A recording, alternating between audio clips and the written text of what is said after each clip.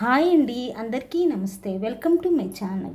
ఈ వీడియోలో ఎంతో రుచిగా ఉండేటువంటి వంకాయల్ని పొడి వేసి ఏ విధంగా చేసుకోవచ్చో చూసేయండి.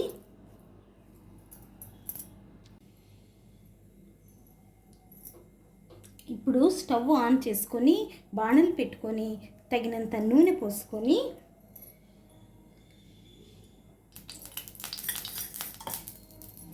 అందులోకి 2 స్పూన్ల మినపప్పు,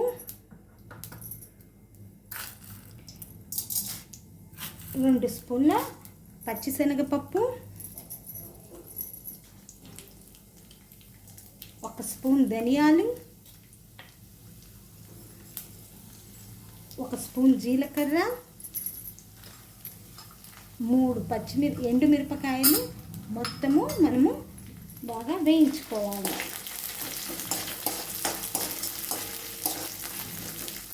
అలానే ఇంత చిన్న సైజు ఎండు కొబ్బరి కూడా వేసుకోవాలి.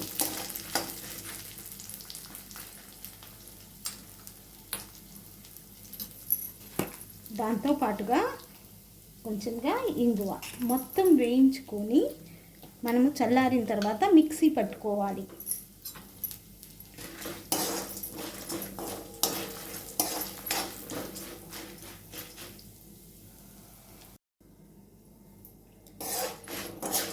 చూడండి, ఈ విధంగా బంగారపు రంగు వచ్చే వరకు మనము ఉంచుకోవాలన్నమాట.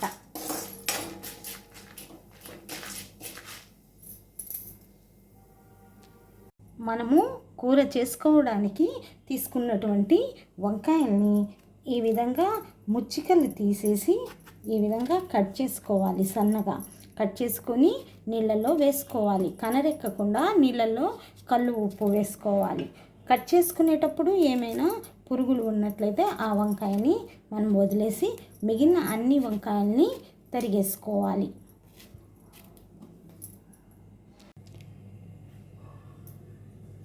ఇప్పుడు అదే బాణలిలో తగినంత నూనె పోసుకొని మనము పోపు వేసుకోవాలి. పోపులోకి ఆవాలు, మినపప్పు, పచ్చిశనగపప్పు, జీలకర్ర అన్నీ వేసుకొని దాంతోపాటుగా ఎండుమిరపకాయ కూడా వేసుకోవాలి.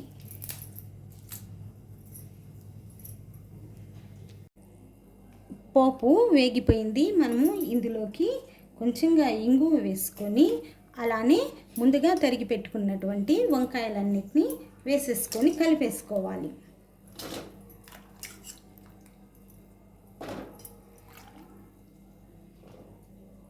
దాంతోపాటుగా కొంచెంగా ఉప్పు అలానే పసుపు కూడా వేసుకొని కలుపుకోవాలి.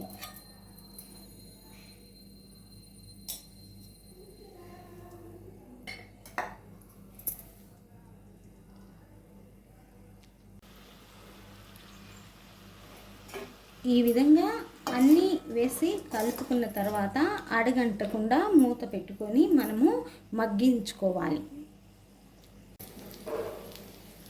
చూడండి, వంకాయలు పూర్తిగా మగ్గిపోయాయి. ఇప్పుడు మనము ఇందులోకి మిక్సీ పట్టుకున్నటువంటి ఈ పౌడర్ని వేసేసుకోవాలి.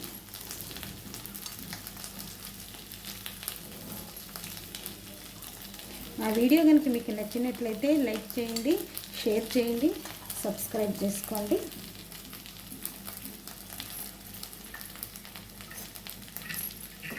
మొత్తాన్ని ఒకసారి కలిపేసుకొని స్టవ్ ఆఫ్ చేసుకోవాలి. ఇప్పుడే ఒకసారి ఉప్పు కూడా రుచి చూసుకోవాలి.